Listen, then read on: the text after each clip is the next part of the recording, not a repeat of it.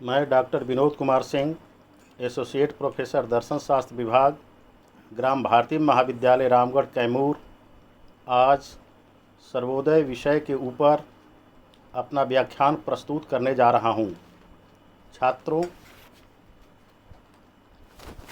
भारतीय दर्शन परंपरा के अंतर्गत सर्वोदय का विचार अति प्राचीन माना जाता है।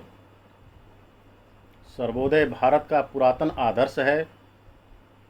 सर्वोदय कोई वाद नहीं है, बल्कि यह एक सामाजिक आदर्श का संप्रत्यय है। सर्वोदय एक सामासिक शब्द है जो सर्व और उदय के योग से बना है।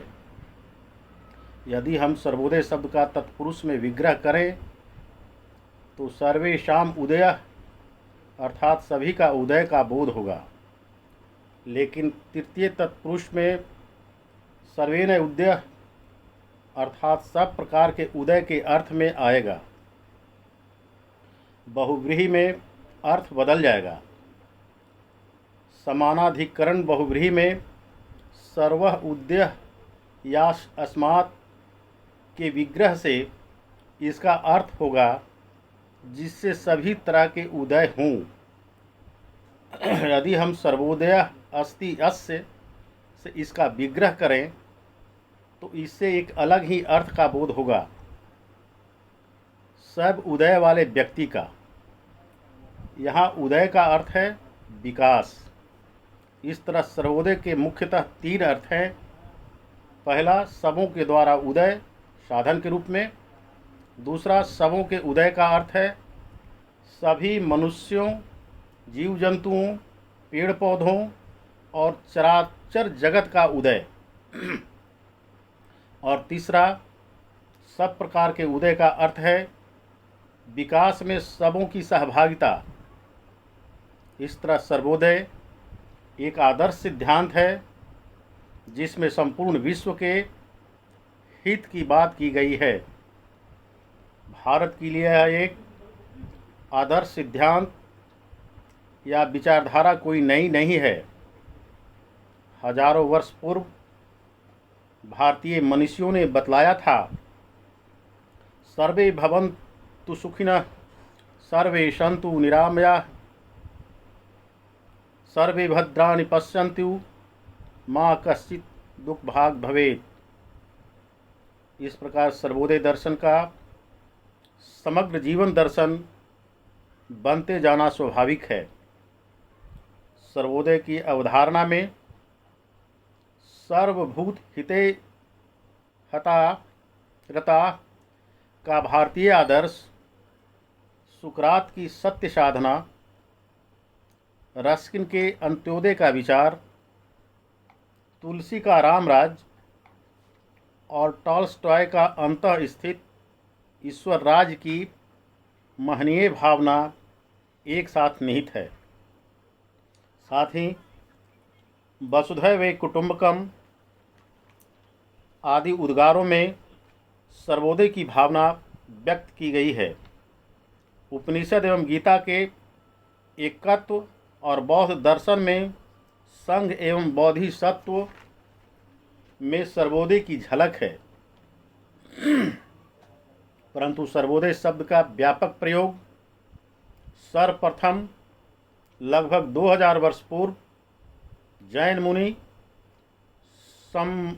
समंतभद्र ने युक्त्यानुशासन की 61वीं कारिका में सर्वपदामंतकरम निरंत सर्वोदय तीर्थमिदं तवैव का उल्लेख कर भगवान महावीर के संदेशों को सर्वोदय नाम दिया था। वर्तमान काल में महात्मा गांधी को रस्किन की पुस्तक अनटू दिस लास्ट से सर्वोदय की प्रेरणा मिली और उन्होंने इस पुस्तक का अनुवाद गुजराती में किया, जिसका नाम उन्होंने सर्वोदय रखा। रस्किन ने अपनी पुस्तक में मुख्यतः तीन बातों का प्रतिपादन किया है। पहला, व्यष्टि का शुभ समष्टि के शुभ में ही निहित है। दूसरा, वकील का काम हो चाहे मोची का, दोनों का मूल्य समान है, क्योंकि प्रत्येक व्यक्ति को अपने व्यवसाय द्वारा अपनी आजीविका चलाने का समान अधिकार है। और तीसरा है, शारीरिक श्रम करने वाले का जीवन ही सच्चा जीवन है। इस प्रकार सबके हित में ही व्यक्ति का हित निहित है। इसी आधार पर गांधी जी ने एक सामाजिक आदर्श का विचार किया, जिसका नाम उन्होंने सर्वोदय रखा। इस संदर्भ में संत विनोबा जी का मंतव्य है, सर्वोदय विचार में दैहिक, मानसिक, बौद्धिक, आर्थिक, सामाजिक एवं वैज्ञानिक विकास निसंशय श्रेष्ठ है, किंतु निःश्रेयस के बिना ये सारे भौतिक विकास अधूरे हैं। अतः प्रेय या श्रेय दोनों का समन्वय होना चाहिए, क्योंकि दोनों एक आदर्श जीवन के लिए अपेक्षित हैं। सर्वोदय का विचार सदैव ही भारतीय संस्कृति के मूल में विद्यमान रहा है। गांधी जी के अनुसार जिस प्रकार एक ही सूर्य की किरणें समस्त विश्व में व्याप्त हैं, उसी प्रकार एक ही ईश्वर का अंश सभी मनुष्यों में, जीव जंतुओं में और पेड़ पौधों में व्याप्त है। इसलिए मौलिक रूप से किसी का किसी से विरोध नहीं है। सभी एक हैं और सभी का हित समान है, अर्थात सबों का उदय ही मानव जीवन का चरम लक्ष्य है।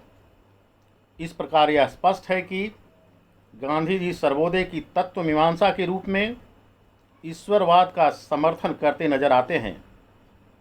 उनका मानना था कि ईश्वर अंश जीव अविनाशी है। रीत या शाश्वत नैतिक व्यवस्था में सर्वोदय का अखंड विश्वास झलकता है। सर्वोदय का ईश्वर सबका है, क्योंकि वह सत्य को ही ईश्वर मानता है। सत्य स्वभाव से निर्विवाद है, जिसे आस्तिक और नास्तिक दोनों बिना किसी विरोध के सहर्ष स्वीकार कर लेते हैं। इस प्रकार सत्य ही ईश्वर का सही नाम है। सत्य के संबंध में गांधी की प्रसिद्ध उक्ति है, truth is God and God is truth. सत्य को ईश्वर मान लेने से गांधी के सर्वोदय दर्शन तात्विक अनाग्रहवाद को भरपूर प्रतिष्ठा मिलती है। चाहे राम कहो या रहीम कहो, मतलब तो खुदा की चाह से है। यही तात्विक अनाग्रहवाद है। सत्य तक पहुँचने के लिए अनेक पंथ हैं और सभी अच्छे हैं।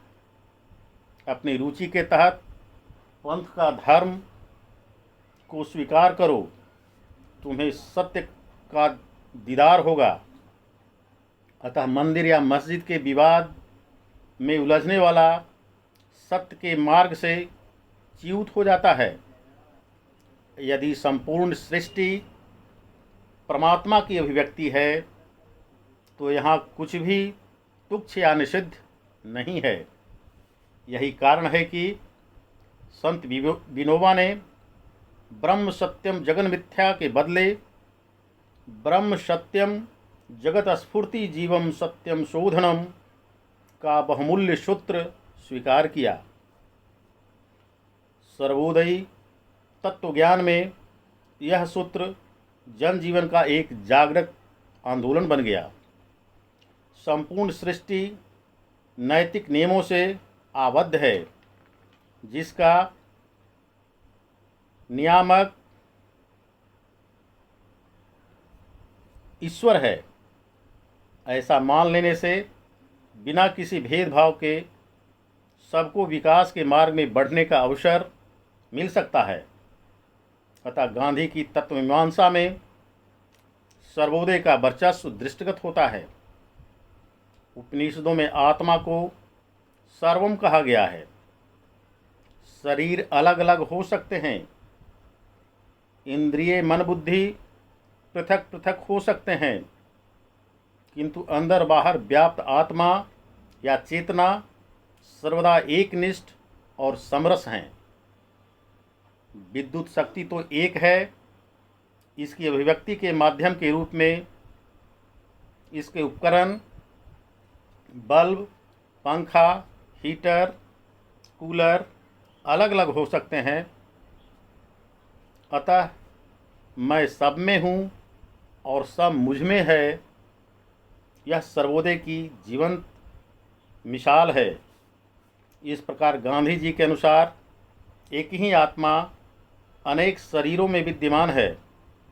अतः आत्मिक एकता के कारण एक व्यक्ति का हित दूसरों के हित का विरोधी नहीं माना जा सकता। यही कारण है कि गांधी जी का सर्वोदय सबों के हित का आदर्श कहा जा सकता है। गांधी की सर्वोदय दर्शन में आचार मीमांसा का सर्वाधिक महत्व है। आचार मानव जीवन का भूषण है। आचरण ज्ञान से कई गुना बड़ा है। कोरा ज्ञान पांडित्य प्रदर्शन है, जहाँ से अहंकार की दुर्गंध उठती है। अतः जो जानो उसे जीवन में उतारो, यही गांधी की आचार मीमांसा है और सर्वोदय का महामंत्र भी। नैतिक आचरण से ही व्यक्ति का विकास तथा समाज का उत्थान और सार्वजनिक कल्याण संभव है। सर्वोदय समाज की स्थापना के बारे में एक विस्तृत योजना 20 जनवरी 1950 को प्रकाशित हुई, जिसमें सभी के कल्याण और उदय का आदर्श रखा गया। गांधी की इस आदर्श को कार्यान्वयन में विनोबा जी, काका कालेलकर, जयप्रकाश नारायण, डॉक्टर कुमारप्पा आदि ने विशेष योगदान दिया। विनोबा जी ने अपने साम्य योग में भूदान पर विशेष बल दिया है और पूंजीवाद, समाजवाद, साम्यवाद आदि की तुलना में इसे अधिक श्रेष्ठकर बतलाया है। उपयोगितावाद केवल भौतिक कल्याण और लाभ की बातों पर जोर देता है, जबकि सर्वोदय आध्यात्मिक और ईश्वरवादी पृष्ठभूमि के आधार पर सबों का सर्वोन्मुखी कल्याण पर जोर देता है। विनोबा जी ने सर्वोदय के संबंध में 5 आवश्यक तत्वों की ओर संकेत किया है। पहला, जाति रहित समाज की स्थापना। दूसरा, सार्वजनिक क्षेत्र में स्वच्छता और कुशल प्रशासन। तीसरा, सामाजिक व्यवस्था का आधार विकेंद्रीकरण। चौथा, समस्त शक्ति जनता को प्राप्त होना। और पांचवा, अधिकारी वर्ग द्वारा अपने आप को जनता का स्वामी नहीं वरन सेवक समझना। इस तरह विनोबा जी ने सहनशीलता को सार्वजनिक क्षेत्र के लिए आवश्यक बतलाया है। हमारे संबंध जैसे भी हों, उसका विपरीत प्रभाव व्यक्तिगत संबंधों पर नहीं पड़ना चाहिए।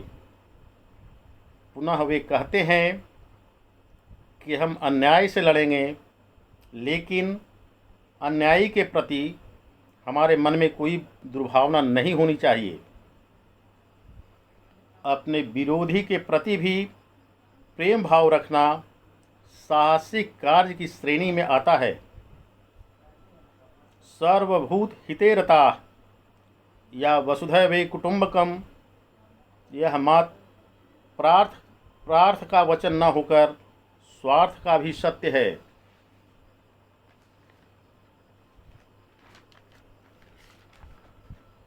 व्यक्तिगत सुख की आकांक्षाओं में प्रार्थ करना मनुष्य की सामाजिक मजबूरी है। अपना छप्पर छाने के पहले चिलचिलाती धूप में पहले दूसरों का छप्पर छाना होगा। जब तक हम अपने अस्तित्व को संपूर्ण अस्तित्व के साथ नहीं जोड़ेंगे, तब तक न अपना कल्याण होगा और न समाज का कल्याण होगा। लोक संग्रह के लिए स्वयं ऋषि बनना होगा और समाज के लिए जीना होगा। सर्वोदय का यही समाज दर्शन है। व्यवहार इसके लिए प्रमाण है कि दुख को आपस में बांट लेने से वह आधा हो जाता है और सुख 2 गुना बढ़ जाता है। विनोबा जी की दृष्टि में दूसरों को अपने जीवन में शामिल करने की वृत्ति ही सर्वोदय है। विकास क्रम में मनुष्य ने गहराई से अनुभव किया है कि दूसरों को खाकर जियो से अच्छा सिद्धांत जियो और जीने दो का सिद्धांत है, और इससे भी सुंदर दूसरों के लिए जियो का सिद्धांत है। ऐसी स्थिति में पहुंचने पर उपयोगितावाद में निहित व्यक्तिगत लाभ की स्पर्धा की सड़ांध धीरे धीरे मिटने लगती है। सर्वोदय का अर्थ ही है सभी लोगों के जीवन के विविध पक्षों की संपूर्ण प्रगति। समाज के सभी लोगों, सभी वर्गों, सभी जातियों, सभी भाषाओं, सभी धर्मों, सभी प्रांतों का समान अभ्युदय ही सर्वोदय का आदर्श है। हिंदू, मुसलमान, गोरा काला, अवर्ण स्वर्ण, अमीर गरीब, संत असंत, सबकी प्रगति का मार्ग प्रशस्त करना सर्वोदय का मतलब है।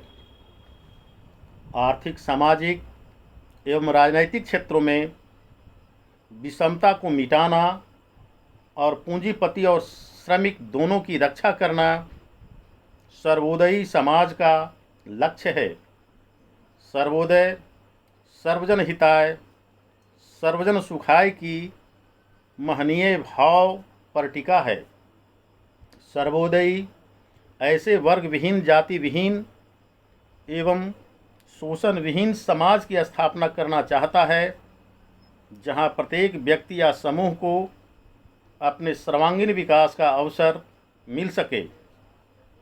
वास्तव में सर्वोदयी समाज एक समतावादी समाज है, जहां किसी भी प्रकार का शोषण नहीं है। इस समाज की स्थापना अहिंसा के द्वारा लोग को स्वयं करनी पड़ती है। समाज में संपत्ति का न्याय युक्त बंटवारा करने के लिए ट्रस्टशिप के सिद्धांत का अनुपालन करना होता है, जिनके अनुसार जिसके पास जितनी अतिरिक्त संपत्ति है वह सब समाज की है। धनिक वर्ग अपनी इस संपत्ति का मात्र ट्रस्टी या न्यासी है। उस संपत्ति का हर संभव उपयोग समाज के हित में होना चाहिए। विनोबा भावे द्वारा चलाया गया भूदान आंदोलन सर्वोदय विचारधारा का एक व्यवहारिक रूप है। इससे भूमिहीनों में भूमि वितरण के क्षेत्र में एक क्रांति हुई, परंतु योग्य कार्यकर्ताओं के अभाव में यह क्रांति सफल नहीं हुई और कुछ काल में ही काल कवलित हो गई। गांधी जी के विचार में पूंजीवाद में विषमता की बदबू है और समाजवाद में अधिनायकत्व की दुर्गंध है। इस बुराई को मिटाने के लिए उन्होंने ट्रस्टशिप का सिद्धांत प्रस्तुत किया, जिससे समाज की मौजूदा पूंजीवादी व्यवस्था समतावादी व्यवस्था में बदल जाए। अमीर गरीब सभी इंसान हैं और सबके भीतर प्रेम का भाव समाहित है।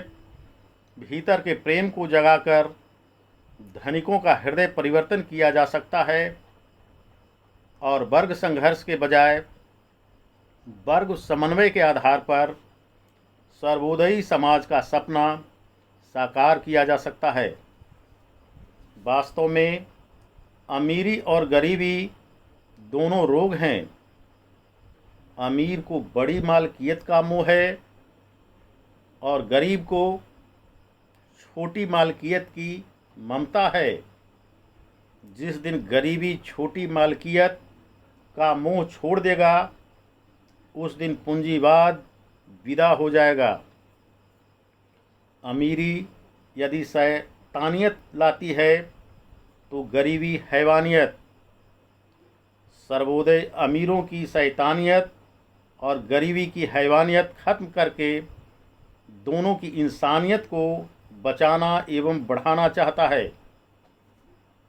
यदि हम अच्छी तरह से समझ लें कि किसी एक का कल्याण समष्टि के कल्याण के बिना संभव नहीं है, तो हमें सर्वोदय का सामाजिक अर्थ समझ में आने लगेगा। कार्ल मार्क्स ने आर्थिक समानता के आधार पर समाज की कल्पना की है।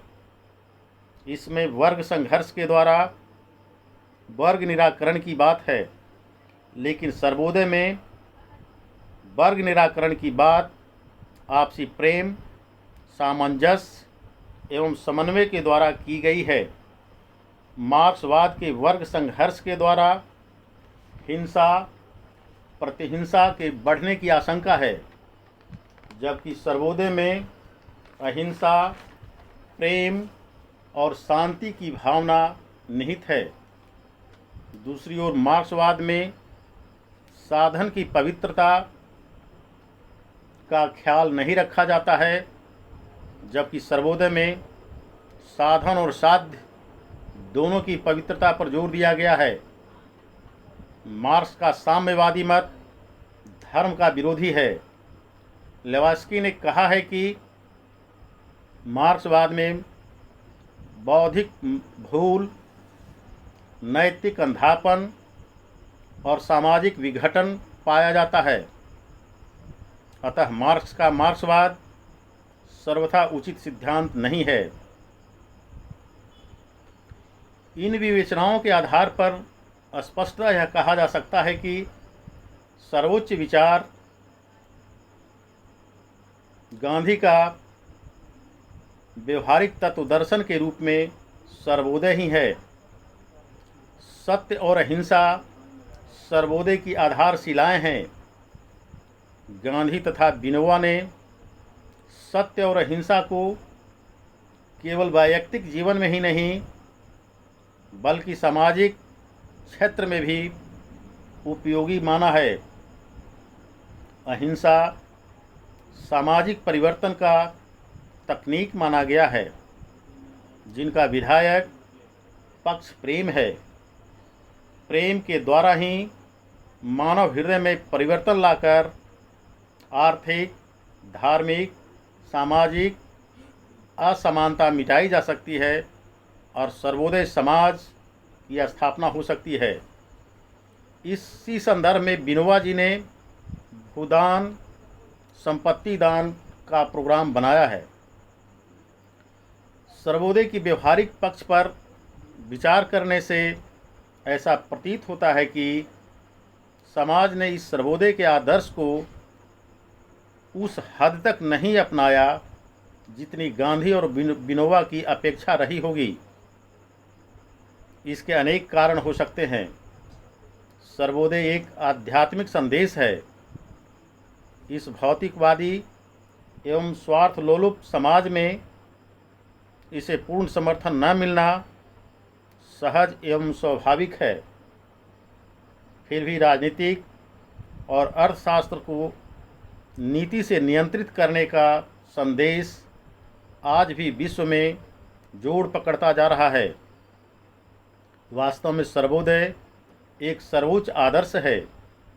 व्यवहार में इसे उतार पाना कठिन है, लेकिन यह आदर्श यथार्थ की केवल व्याख्या ही नहीं, बल्कि यह भविष्य की दिशा निर्धारण का सूत्र है।